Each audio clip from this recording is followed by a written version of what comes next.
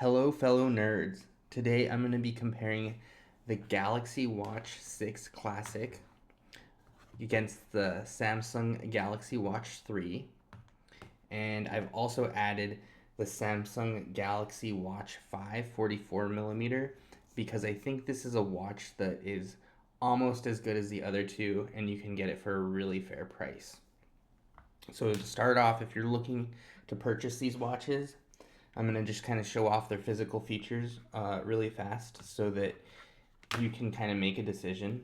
The Google Pixel Watch, it has that nice rounded display. At first, I thought it was kind of cartoony and silly, but once you start using it, you get very used to having that edge be nice and rounded, and it makes it a lot easier to swipe and navigate on the device. It also has this little crown button right here.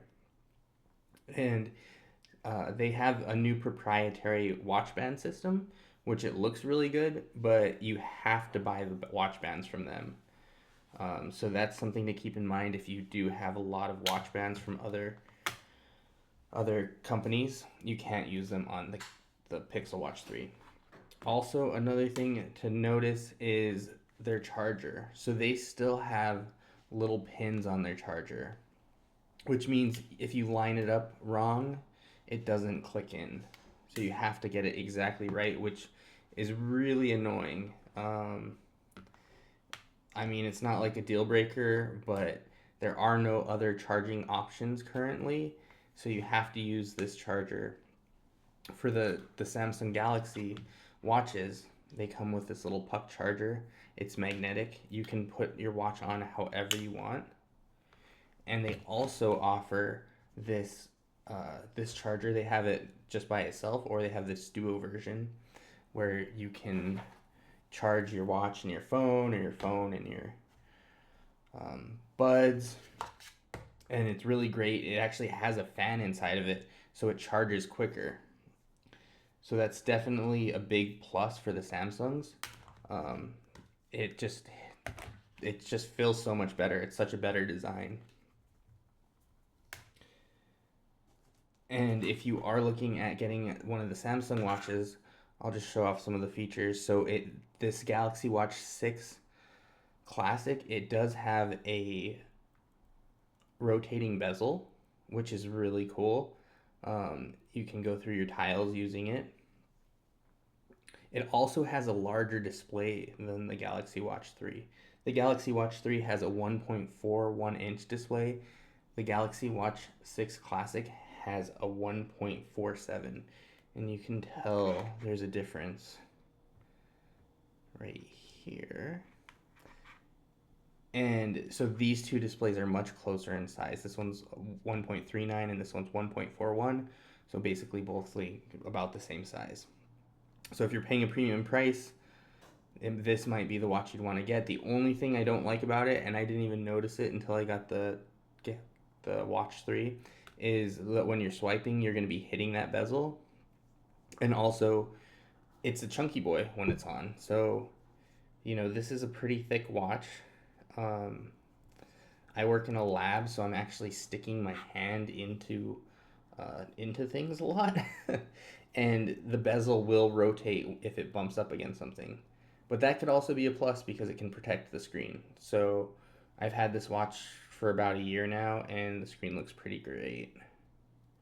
But if you look right like this, that's a big watch. And if you don't have uh, big wrists, it already kind of looks goofy on me, but if you have little wrists, it's gonna look extra goofy. Just something to keep in mind. No problem looking goofy. Um, oh yeah, and I'll point out too, the band system on the Samsung watches is really great. It's evolved, so now it's a push to click, and you just push it, and then you can pull it out. It makes it much easier to put the bands in and out. It is backwards compatible with the older bands, so you can still use these old bands with a pin system. And the next thing I want to talk about is their integration. So the Samsung watches, use the Samsung exercise program on your phone. It works great. I'd say the Fitbit and the Samsung uh, exercise programs are really similar. The only thing is you get all the features with Samsung. With Fitbit, you have to get a premium membership to have some of the features. I I think they're so close that it's almost not like worth comparing them. And the next thing I want to compare is the brightness. So these both have 2000 nits of brightness. The displays, this one's the tiniest bit. It's an Actua display. It's tiniest bit crisper, but I'd say that's like almost negligible between the two. If I got to choose, I'd have the bigger display in this watch rather than the Actua display. And these two watches are made out of aluminum, which does make them a little bit lighter. And at the end of the video, I will do a weight comparison between all of them. The next things I want to talk about are some of the things that aren't good about the Samsung watches. So, one of the things that I already mentioned is the bezel. It can get in the way. I honestly didn't notice until I got this watch. Also, if you have a Samsung watch and you have an Android phone, you're going to be missing out on some stuff. So, you are going to lose the ability to control your camera. There's a little gesture you can use to take a picture. So, you can put the watch on and you can do like a little double pinch to take a photo. And if you don't have a Samsung phone, you can't do that. Also, you lose sync with do not disturb and sleep. You lose some advanced health features, including AFib, blood pressure, irregular heartbeat, and sleep apnea detection. So those aren't a huge deal for me. I actually found a backdoor kind of way to get the blood pressure to work, even in the United States, on the Samsung watch. And I used it for like a week, and then I just decided that it's not worth it because every 2 weeks you have to recalibrate it, and it's like I don't know, it's not super accurate, so it really isn't worth it in my opinion. And the next, you also miss out on reminder sync, Bixby, which you're not missing out on a whole lot. I use Google Assistant, which is another highlight here. You can actually use Google Assistant to start your workouts on the Pixel Watch 3, and it just works pretty seamlessly. You can get Assistant on the Samsung watches, and it does work okay, but it doesn't integrate with the watch features. Also, things you're gonna miss is diagnostics, B-days, and emoji face watch faces. A lot of those things really don't matter to me, but I thought if they do to you, it's important to list them. And yeah, I think that's about it. Oh, actually, one more thing. So, if you use the Samsung watches with a regular Android phone, and I don't know if it happens to everybody, but it definitely happened to me, and I don't know if it's just because I had two at the same time, but I get this notification and it would say like watch manager. You have to allow notifications, and that would happen every night before bed. So I'd have to like click the notification, click allow, and then I'd get it again the next night. Super annoying, couldn't figure out a way to fix it. My recommendations is if you do have a Pixel phone to get the Pixel Watch. As long as you're okay. It looks like a little cartoony, but I think it looks really sleek. I've warmed up to it a lot. If you have a Samsung phone, though, I'd recommend a Samsung Watch. They are so close in their features, and they're almost the same speed. Like, you're not getting a ton of. They both open apps really quickly, they scroll quickly, uh, they sync to your Bluetooth, they have Wi Fi, even the payment, the Google Pay and the Samsung Pay, they work equally as well. And I don't, I wouldn't buy a Watch 7 because even this watch 5 still works so great. So you could probably get this watch, you know, around like $100, $150, depending on where you get it.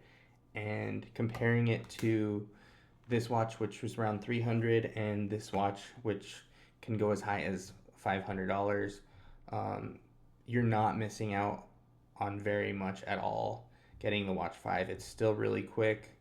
You can sync it with SmartThings.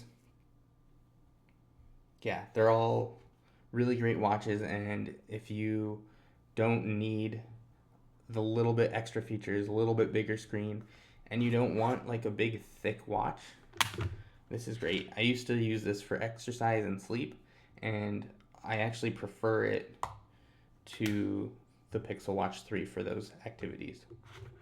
If you have any questions, please leave them in the comments. I just made this video because I am sending this watch back as a trade-in, and I thought some people might be interested in seeing the differences between these watches.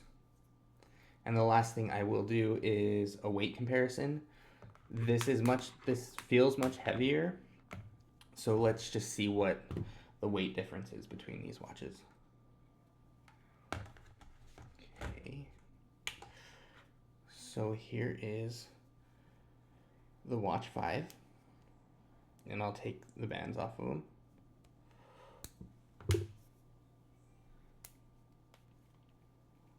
Let's put it on grams. Okay, 34 grams for the Watch 5.